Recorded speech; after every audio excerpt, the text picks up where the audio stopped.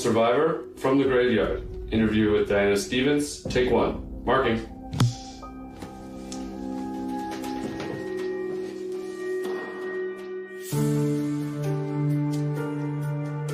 The schoolhouse had been converted into a private residence when we moved in.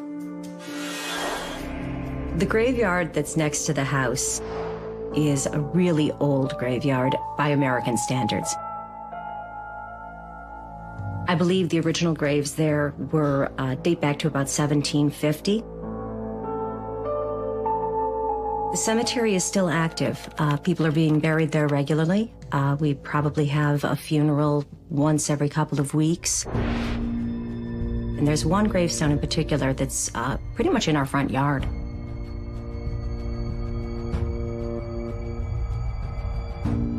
When we moved into the house, Michaela was 4. It was within a couple of months of moving in that Michaela started to have problems with what she called people in her room. I remember feeling people watching me when I was sleeping in my bed. She felt that there was a crowd around her sometimes when she went to bed, looking at her. And she kept saying that she had to pull the covers up because she felt that she didn't want to be watched. I was pretty scared because I didn't understand why people were standing around my bed looking at me.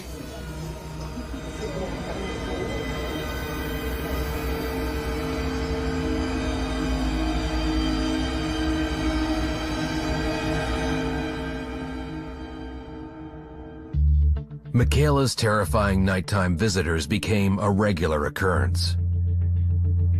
I decided I wanted to have a tent on my bed, just something to cover my bed, just so I had something over me.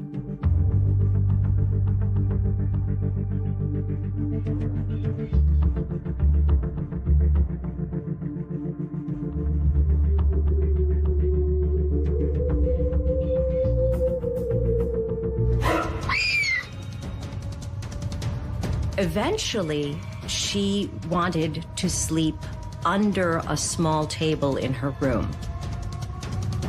I was beginning to feel that maybe there were things in the house that I wasn't aware of, that she was seeing, and as a child was more open to than perhaps I was. Children are often more attuned to the spiritual world because they're innocent. So they're innocent and they're more accustomed to absorption. They will absorb the energy rather than ignore it. Kids are more attuned to the spiritual world because they literally see everything. We tend to be born with 6 senses. We rely on our 5, but the 6th sense is the one that as adults we tend to lose. Children have that from literally early on, and they can see everything, which makes them very vulnerable.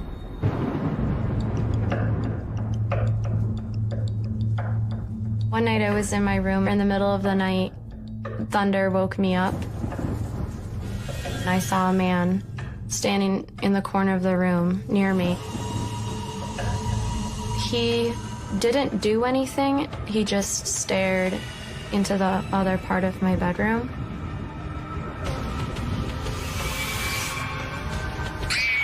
And I screamed. And when I had the courage, I booked it to my grandma's room. I jumped up and ran down the stairs as fast as I could, and she was already in bed with my mother. There's a monster! And she said there was a man in my room. And I said, "You were dreaming." And she said, "No, I wasn't dreaming. I saw him, I was lying under my table, and I saw him standing by my door, and he was just looking off into the other part of the room." I was terrified. Now my room wasn't my safe space anymore because people were watching me. There was a man in my room. I didn't want to sleep there anymore.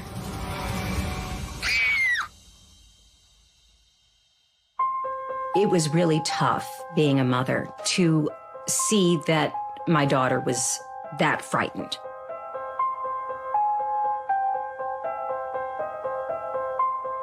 The next morning, Diana asked Michaela to show her what had been scaring her so much during the night. I drew 3 pictures of people that I had seen. I drew one of the man that I saw when I was sleeping under the table. I knew instantly that he was a pastor of some sort, so I drew him in a robe. And then the other one that I drew was the face in the tent. The face pressing through the tent, which was frightening because the face it kind of has its mouth open as though to yell. The third one that I did, it's a crowd of people standing around me. It was terrifying too. The third picture was of the figures who stood around her bed.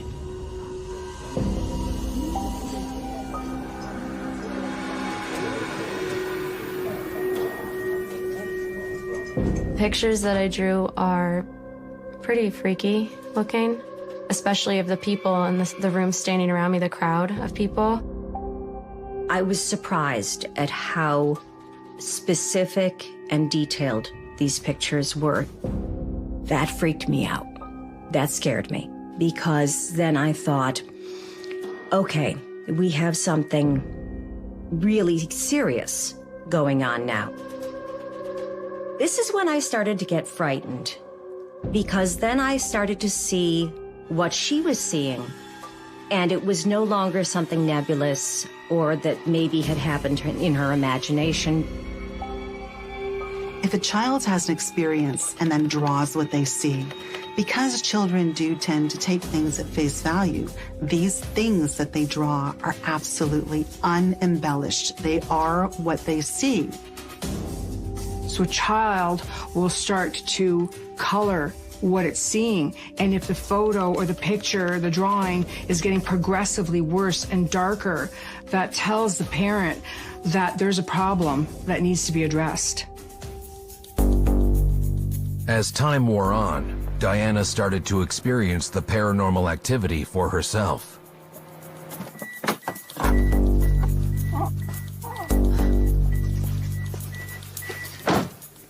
One day I came home from work and I walked in the front door of my house, and my son was home from college on break, so I knew that he might be home.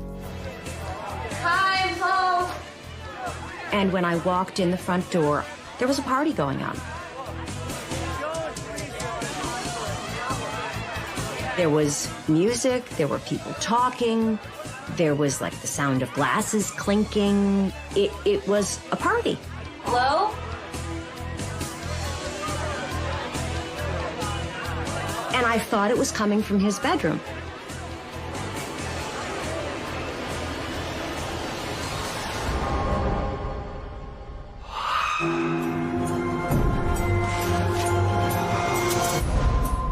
Diana Stevens and her family had moved into a new home.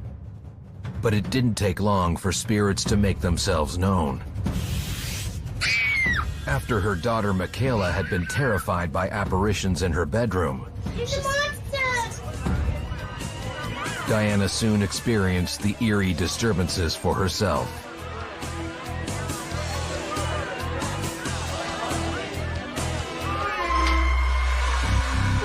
So I opened his bedroom door and there was no one there. The noise shut off and there was no one in the house. I felt as though I had walked into a dream when the noises suddenly just shut off, because I fully expected, totally 100% expected, that there were people in my house, my son and his friends, that were having a good time. And instead, there was no one here.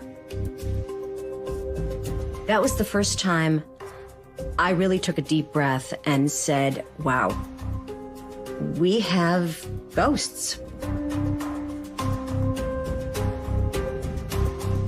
It scared me. It really scared me because I had never had an experience like this.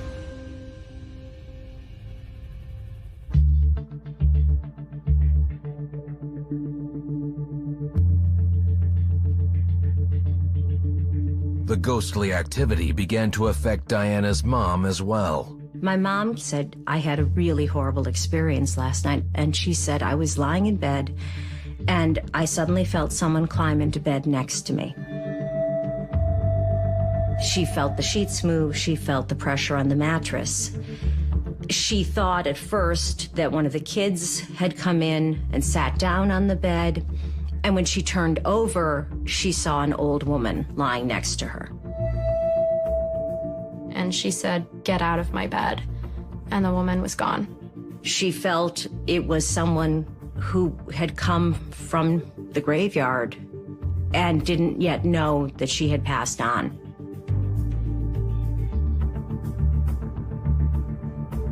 My grandma said that they were probably just passing through and trying to find something to latch onto, and my grandma was not having that.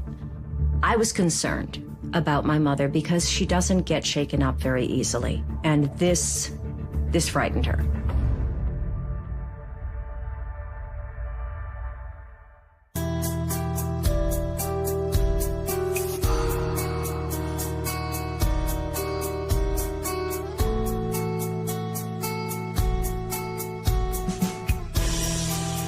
With all the strange occurrences in the home, Diana decided she needed professional help. When I reached out to Mark, I wanted to, first of all, have him validate what we had been seeing and experiencing. She was concerned for her family, obviously, not knowing exactly who was there. She wanted to find out why they were there and why so much activity was happening. I said to myself, wow, this is going to be some interesting case. Look at all this energy. There was tremendous amount of energy on this property. Even though it was a very old cemetery, there was a lot of activity, more than usual. Historically, we found that spirits who stay earthbound try to cling on to what they had when they were alive. And the biggest thing, the closest thing to them is their body. So often they will linger in cemeteries. And in this case, it was quite a good possibility that some of the activity, at least, could have been caused by spirits roaming from the cemetery into their home.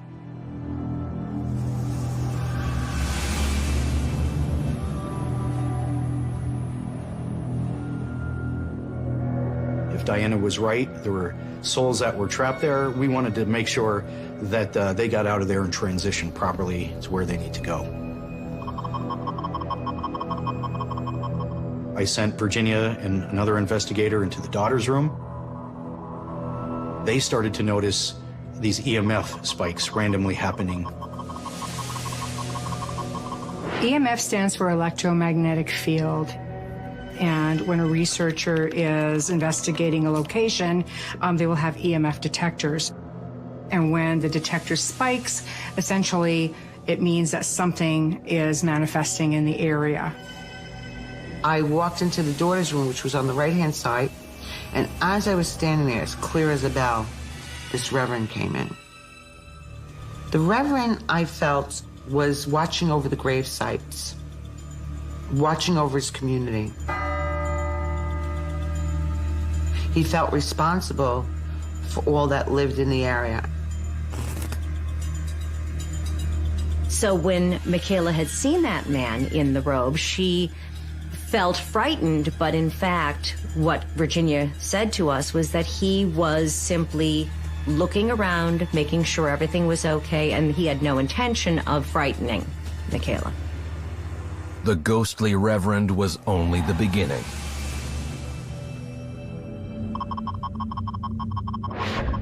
One of our investigators had actually seen what he believed was a shadow figure walk down the hallway on the first floor. When he first saw it, he was a little bit startled. He wasn't expecting to see anybody back there.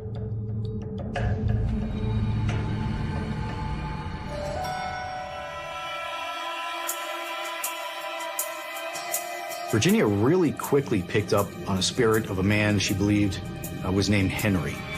She felt Henry came from the cemetery. I felt his grave was outside of the graveyard. That's an indication of suicide. We had heard through people who have lived here for many years that the tombstone in our front yard was from a man who committed suicide.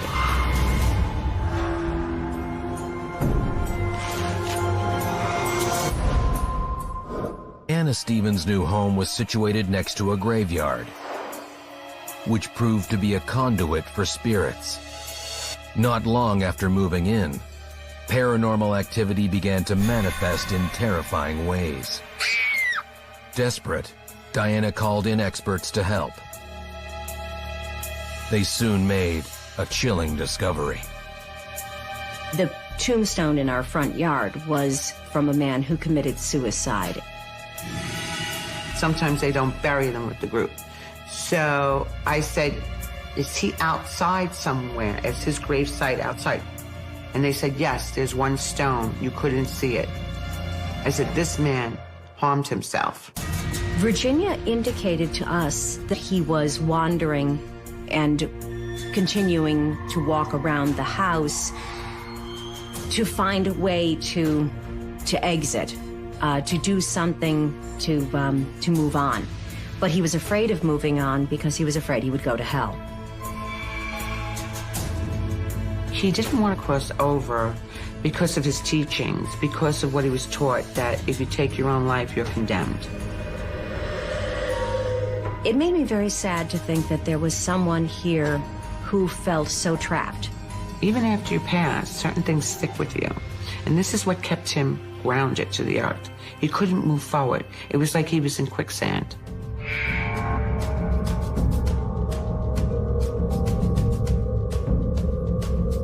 Mark and his team had their work cut out for them in order to cleanse the spirits from the home.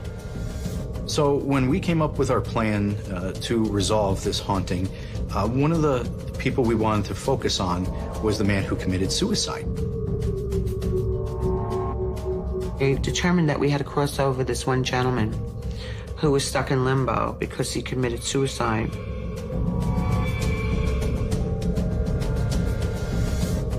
Virginia actually set up a portal by which anyone who wanted to go and whom she had invited to go to pass over could go through this portal. A portal is exactly what it says. Portal comes from the French word porte, which means door. So what a portal is really a doorway to another dimension or another existence. Bringing that spirit into an energy source or the energy source, opening up a dimension whereby they can go through and be with their loved ones. Virginia had told me that Henry had a lot of regrets about killing himself and was very embarrassed for doing so. And he became stuck in this area and didn't cross over. When we crossed this young man over who committed suicide, his family came together. He went into the light and very humble.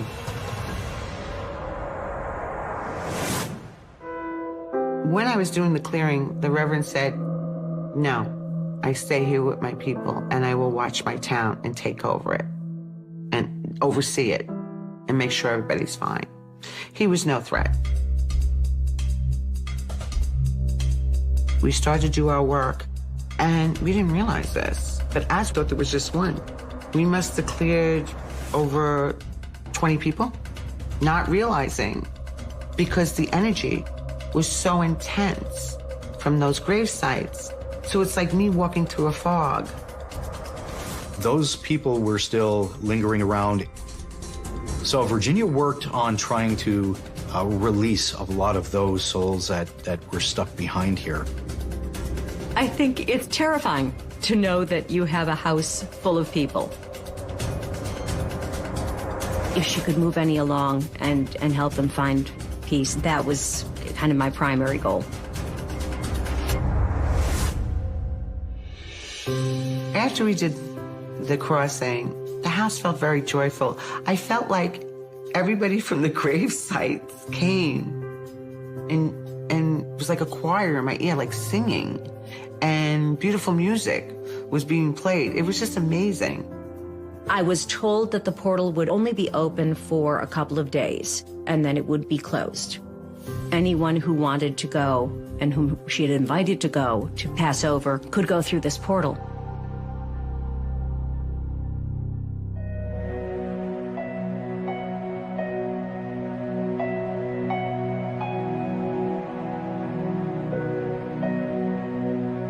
The next day, as I was walking down the hall, I saw a plant where she had set up this portal moving violently. The leaves were trembling and moving as though there was a strong gusty wind. And of course there wasn't. It was like there were people passing through the portal. To this day, I still hear things. I hear people walking through the hallway. I hear people talking. It sounds like loud parties are going on sometimes. I like to think that the people who were trapped here have found peace. I'd like to think that they are no longer in limbo, not knowing whether they can move on to an afterlife, being afraid. So that gives me a lot of joy and happiness knowing that they're not here anymore. Paranormal entities can be forever entwined with sacred land. And if that land is ever desecrated, it may unleash pure evil, desperate for revenge.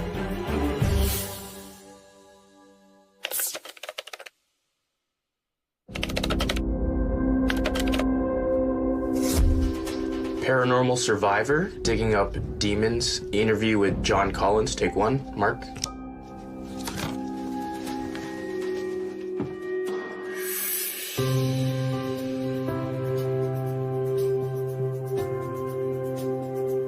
It was a beautiful house, one story, living room, kitchen, 2 bedrooms, a full bath, nice house.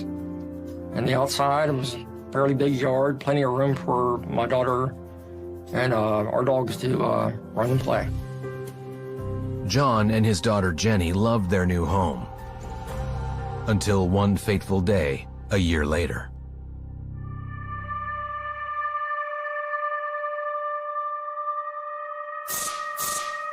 I was in the garage, it was late in the evening, and I noticed that the lights inside the garage started flickering on and off.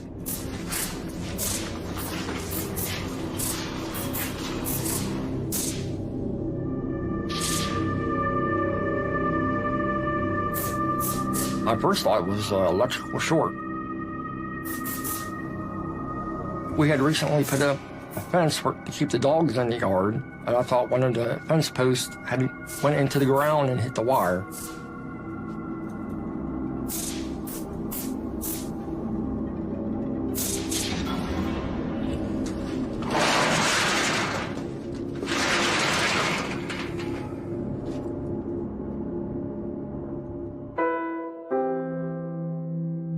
After checking the bulb and the electrical panel, John thought he had found the problem, a corroded underground wire. Dug up the yard, I was looking for that wire. And I just dug in the area where I thought the wire was at. I dug approximately 2 to 3 inches before I hit what I thought was just a rock. Either a rock or part of the old foundation. I worked it, and it finally came loose.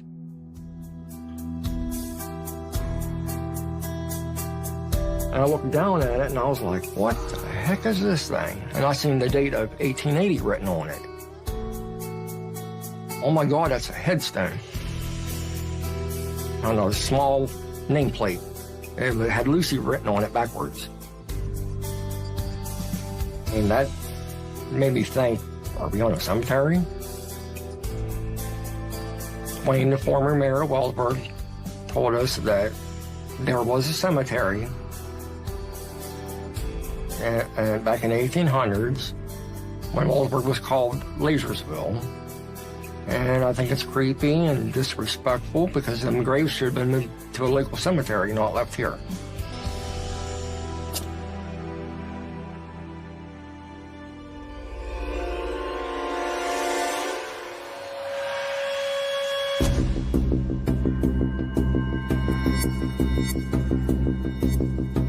About 2 nights after I found the headstone, I was in my bedroom. It's probably about 2 o'clock in the morning, and I heard footsteps out in the living room, kitchen area.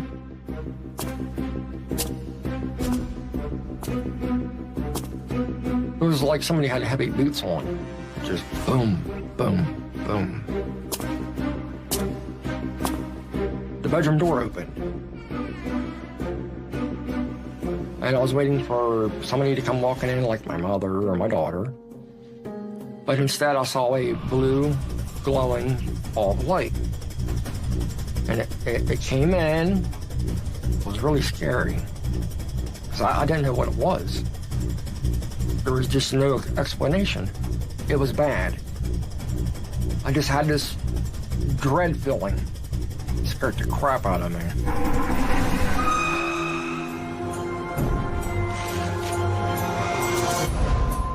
John Collins had found what he thought was a perfect home. But after moving in, he made a disturbing discovery. And it didn't take long for paranormal entities to make themselves known. I saw a blue, glowing ball of light. And it came in. I didn't know what it was. There was just no explanation. It scared the crap out of me. And it just like that. And it just was gone.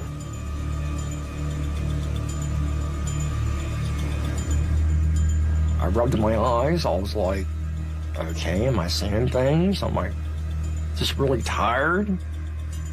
I tried to come up with an explanation as to what I saw.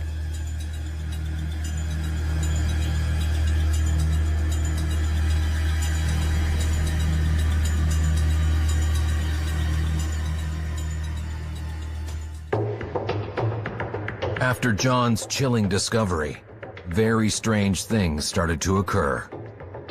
I wasn't here. My mom, I believe, was like doing the laundry or in the bathroom. There was a knock at the front door. Mom went to the front door, opened it, walked out. There was nobody. She said as she came back into the house, knock, knock, knock, back door.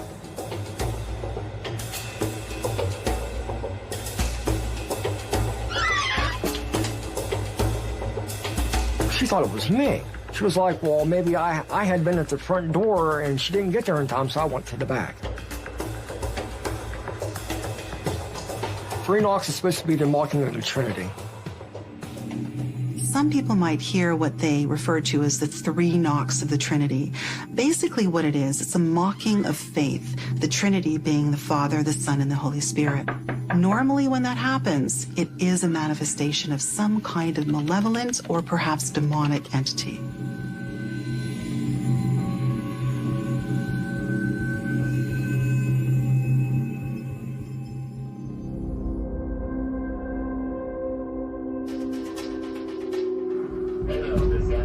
Soon, even John's daughter Jenny was affected by the paranormal.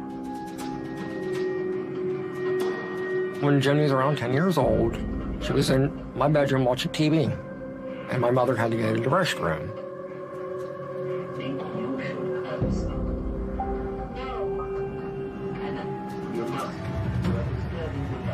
After my mother left, my daughter said that she saw a bald-headed old man wearing an old-fashioned suit walk along the bed, and he stopped at the foot of the bed. He turned and he looked at her like he acknowledged she was there.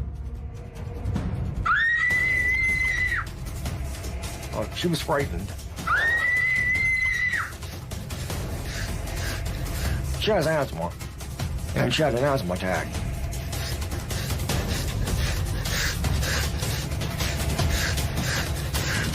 She was shaking real bad, just shaking and crying real bad. And then she said she couldn't breathe. Here, try this. Here. Try it again. Well, she has an asthma inhaler, but it did no good. And that's why we had to call the ambulance. Sometimes people can experience severe physical reactions, like an asthma attack, when they see a manifestation of spirit, because it can affect their nervous system, which can, of course, make them ill, or because the atmosphere is very changed when an apparition takes place, that can make them ill. After the incident with the bald-headed man, my daughter claims that she heard voices talking inside the house. I heard noises like bangs, scratching sounds. She told me she was really scared. She told me that she didn't want to be here no more.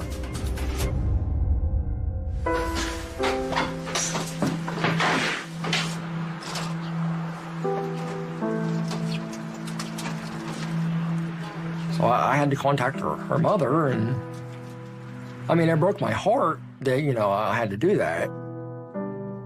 But, you know, that's what I did.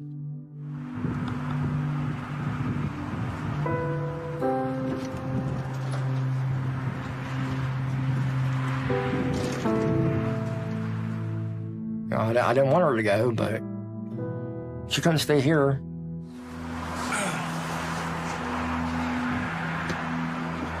You know, I was afraid for, you know, I was afraid what's here could possibly hurt her.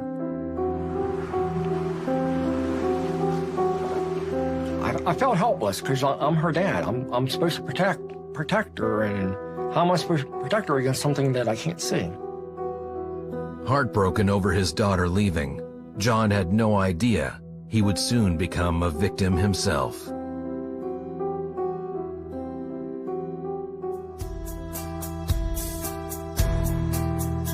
I was laying there in my bed, and then I saw something right in front of me.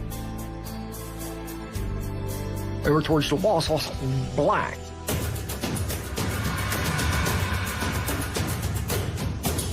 It was big.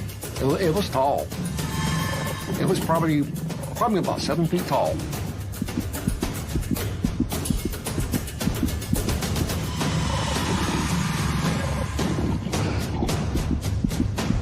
Yeah, I closed my eyes and I covered my head up, and the next thing I know, I felt somebody sit on the foot of my bed.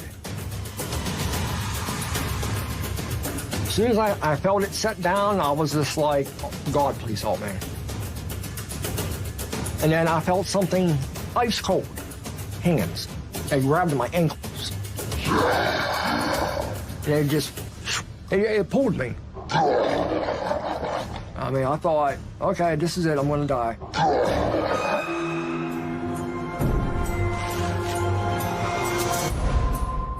Ever since moving into his new home, John Collins had been experiencing paranormal activity. A ghost had nearly scared his daughter to death. And John was to find out this was only the beginning, as he came face to face with the paranormal evil.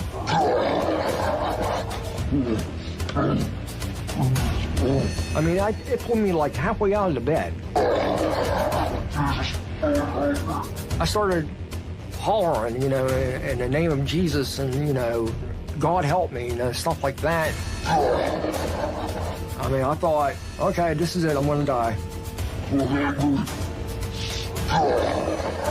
I put the light on. It let go. There was nothing there.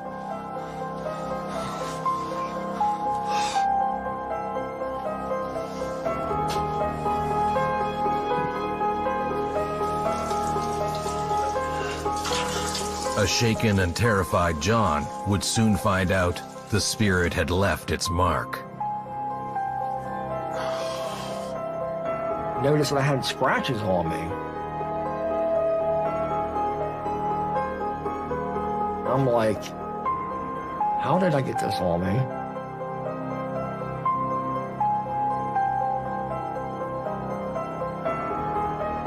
You know, it would be on my arms, and I would have scratches on my back, and it was like a claw mark. The attacks was taking place. It was draining my energy.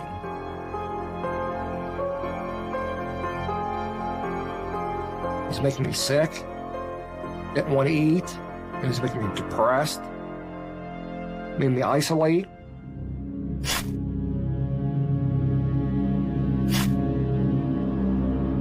I believe I was being attacked because I disturbed the grave.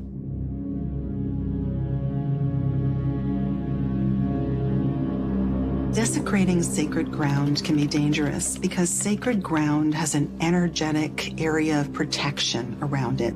So by digging it up, you're invading that space and you may anger anything that's attached to it.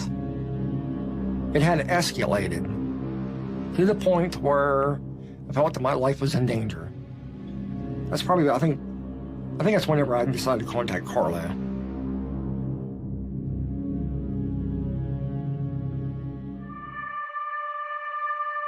You're dealing with desecrated land. Anytime you move a cemetery, you're going to have a lot of activity bottled up on that land.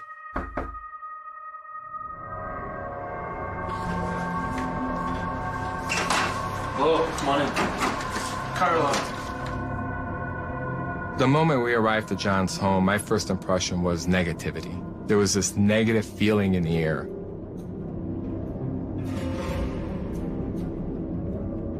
And when John first told me about his experiences, that's all signs of a hostile spirit or possibly a demonic spirit. With a demonic, I'll also bring somebody of cloth, say a pastor or a priest with me. You know, I knew going into this case that we were going to be in the spiritual warfare.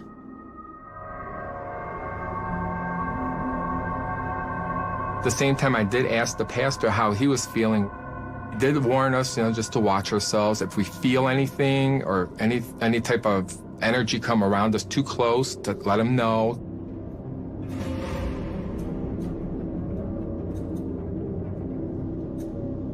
The atmosphere did change a lot more when we were in the basement. When we got the tour of the basement, that's where the feelings really got strong.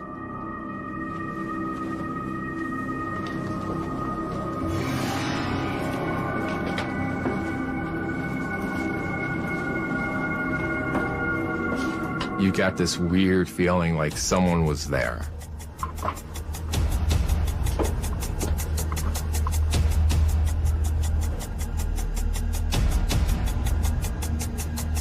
And we started off doing an EVP session, what we normally do on investigation.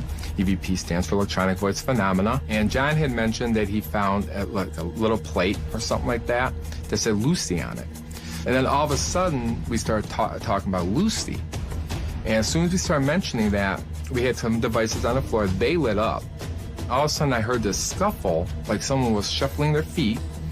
I looked to my right and I see this dark mass. I mean, it was darker than dark. It's like right beside me, within 4 or 5 feet, it's right there. I didn't know if it was gonna come towards me. Human-like figure with no facial features, no details, just a human-like figure. And then it shoots over towards the pastor. You hear this loud bang.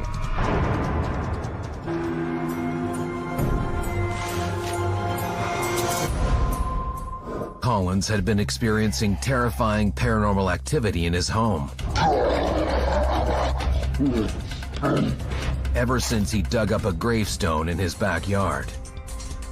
With a foul spirit unleashed, John was forced to call in paranormal experts to help him rid the home of the evil presence. See this dark mass. And then it shoots over towards the pastor. And as soon as it hits the pastor, you hear this loud bang. The moment that entity made contact with the pastor, it like exploded. I mean, it was like the weirdest thing I've ever seen. You just saw black smoke like explode. And then you heard the loud bang.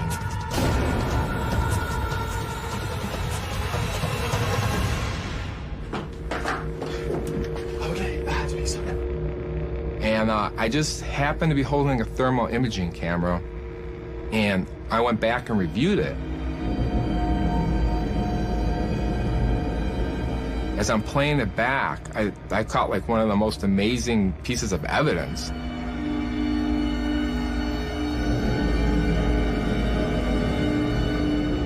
It was approaching the pastor. You know, you're looking at good versus evil. It knew that he's possibly the one that's going to get rid of him. So that's why he was going after him. And you could see this arm, it goes into him and gives him an uppercut. And that's as soon as it did that, that's when you heard that loud bang. It's almost like it was trying to fight him and it couldn't defeat him and it dissipated. Never seen nothing like that. I mean, I've done 400 cases. I've never seen anything like that before. Saw the video of the arm going through the priest, and my opinion, it was trying to stop him. It was trying to stop him. Because it knew that that priest was trying to get rid of him. But once we seen that, we knew we had to take action and start doing that cleansing and blessing.